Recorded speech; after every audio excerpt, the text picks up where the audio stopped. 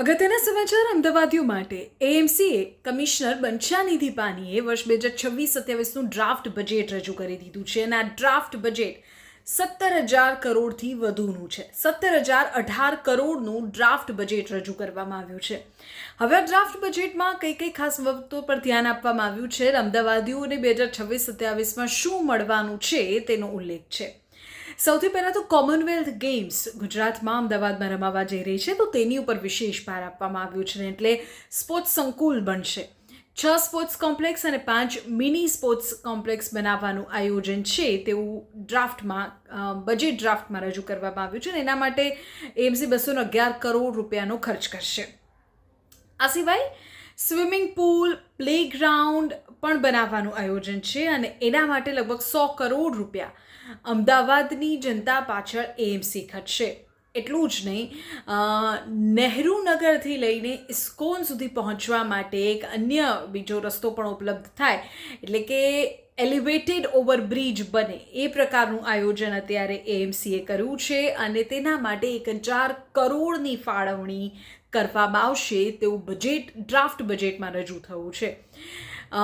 Nehru નગરથી શિવરંદીથી ISKCON અને એ સિવાય SP ring રોડથી લઈને ગુમા સુધી, એટલે કે બોપલ એસપી રિંગ રોડથી ગુમા સુધી ત્યાં પણ એલિવેટેડ કોરિડોર બનાવવાની જોગવાઈ આ ડ્રાફ્ટ બજેટમાં રજૂ કરવામાં આવી છે.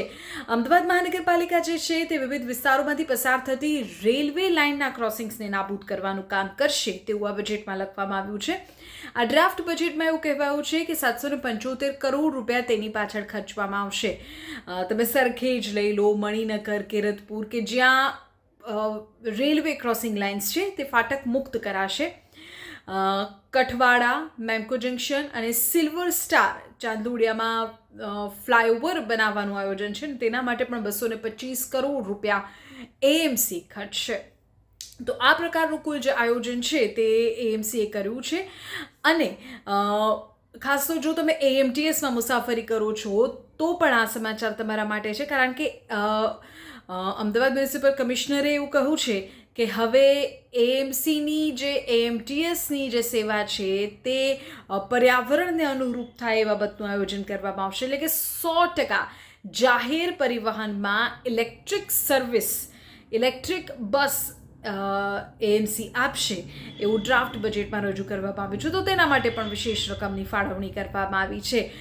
જો વાત કરીએ અમદાવાદ મ્યુનિસિપલ કમિશનર બંછાનિધિ પાનીના નિવેદનની, તો તેમના કહેવા અનુસાર સિટી બ્યુટિફિકેશનનું કામ થશે, ઇન્ક્લુઝિવ સિટીનું કામ થશે, હેરિટેજ ઇઝ ઓફ મૂવમેન્ટ થશે અને ગવર્નન્સ સિટીઝન સેન્ટ્રિક ફેસિલિટી આ બજેટમાં આપવાનો પ્રયત્ન એએમસીએ કર્યો છે.